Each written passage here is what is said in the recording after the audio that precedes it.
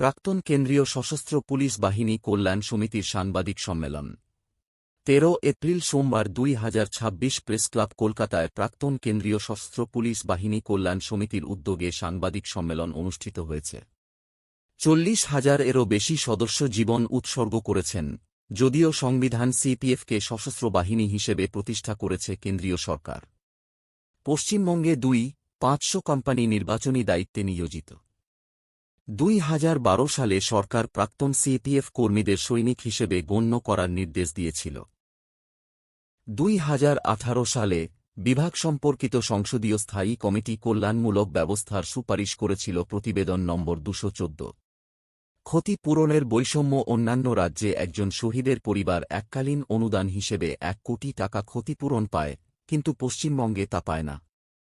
MACP, পুরনো pension ব্যবস্থা এবং 01 জানুয়ারি 1996 থেকে দিল্লি পুলিশের বেতন কাঠামো কার্যকর করার বিষয়ে দিল্লি রায়ের পরেও আমরা সংগঠিত গ্রুপ এ পরিষেবা জিতেছিলাম। সিপিএফ বিল 2026 আমরা তীব্র বিরোধিতা করছি।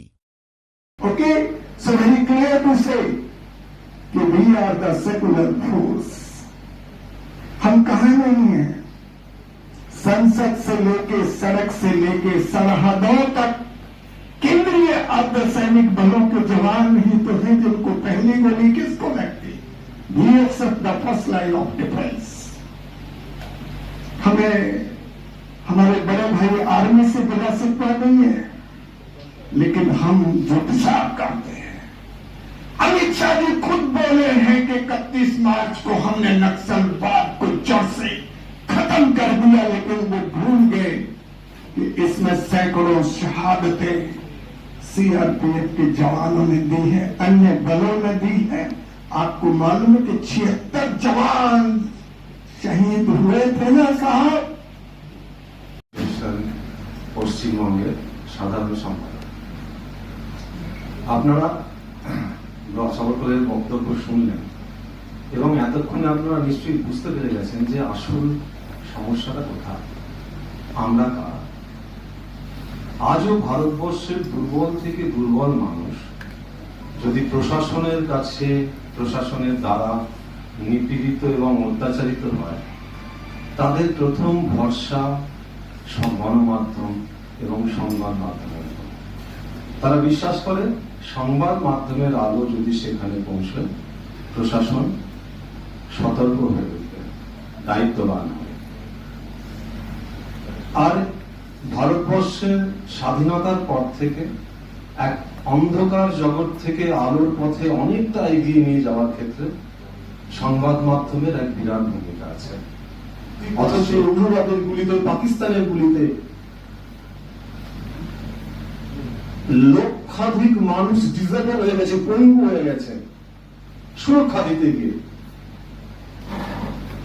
প্রমোশন না পাওয়ায়, বয়সের চাপে, সাংঘাতিক ডিউটি করতে না পারায় আজকের ওই আর্থসামাজিক অবস্থাতে 10 বছরের মধ্যে 1 লক্ষের বেশি মানুষ ভলেন্টারি রিটায়ারমেন্ট নিয়ে নিয়েছে ইয়ার এজে।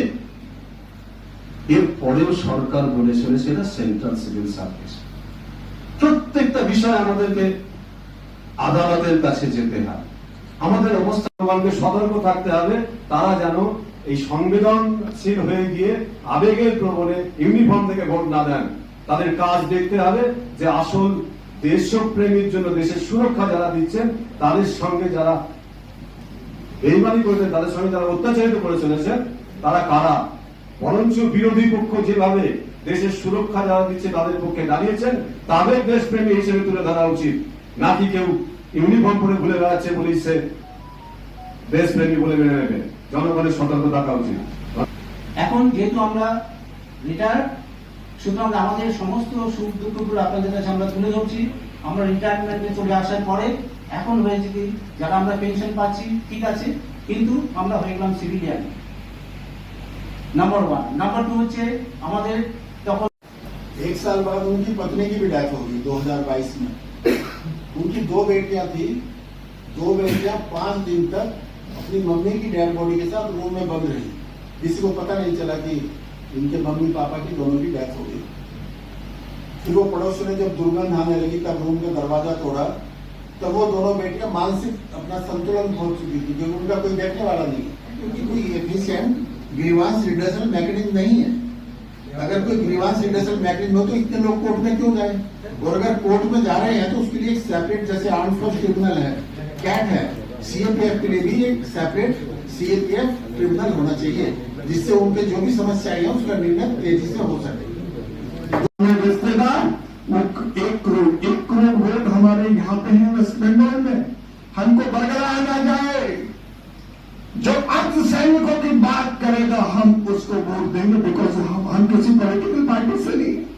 साहब कैसे सैनिक कल्याण board each and every state in Bengal में भी है, सिंघाओं समारोह इनको फुल सैनिक का दर्जा दिया जाए, ये मन की बात।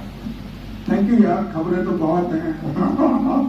आप जिनके घर वाले कहाँ सड़क पे हैं, चाहे कानून व्यवस्था संभाले हुए हैं, हम लोग फिर से করে যারা রিটায়ারমেন্ট এসছে এবং আমাদের এখনও যারা চাকরিতে আছে তাদের সার্ভিস কন্ডিশন এবং সেখানে যে সুখ দুঃখ নিয়ে তারা আছে, রিটায়ারমেন্টের পরে যে অবস্থায় আছে সেইগুলো সরকারের বছরে এটাই আমাদের উদ্দেশ্য।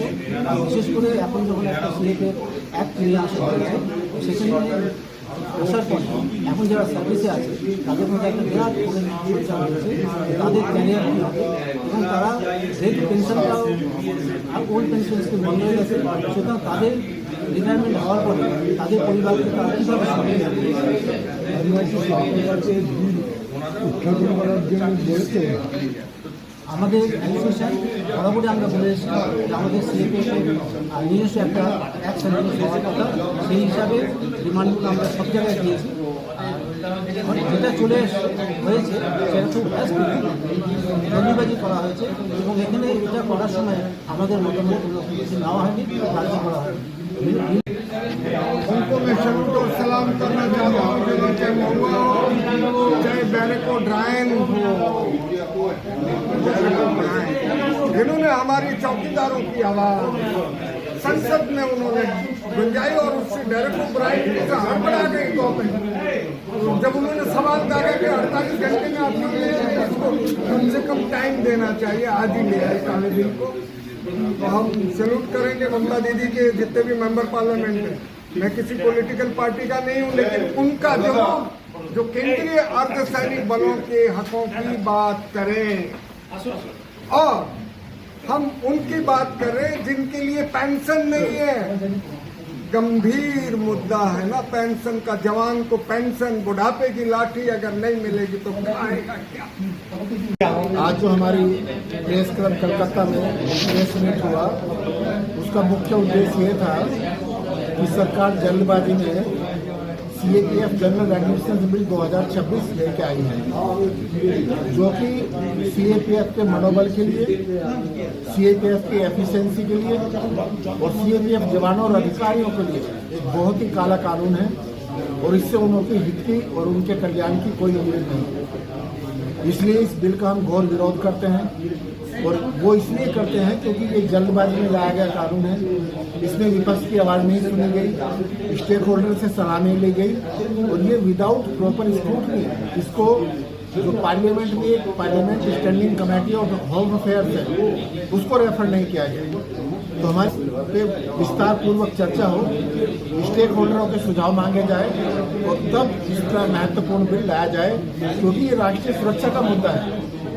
अगर इतनी बड़ी मात्रा में पूरा सीएपीएफ उनका मनोबल गिर जाएगा तो ये देश की सुरक्षा को कमजोर कर देगा। ডক্টর সঞ্জয় সিং এবং শেষমেশ রাহুল গান্ধী প্রতিশ্রুতি অবধি করলেন যে আমরা ক্ষমতায় আসার পর প্যারামিলিটারি ফোর্সের সঙ্গে ন্যায় করব। আমরা আপনাদের মাধ্যমে জনগণের কাছে জানতে চাইব, যদি আদালত ন্যায় দেওয়ার পরও আমরা ন্যায় না পাই, তাহলে আমরা জনগণের কাছে যেতে বাধ্য, কারণ এই গণতন্ত্রে, সুন্দর গণতন্ত্রে জনগণই একমাত্র ন্যায় দিতে পারে। আমরা জনগণের কাছে অনুরোধ করব, যারা যারা আসলে এই প্যারামিলিটারি পক্ষে দাঁড়াচ্ছে তারাই দেশপ্রেমী, নকল দেশপ্রেমীদের প্রচারে আসবেন না। ধন্যবাদ। জয় হিন্দ।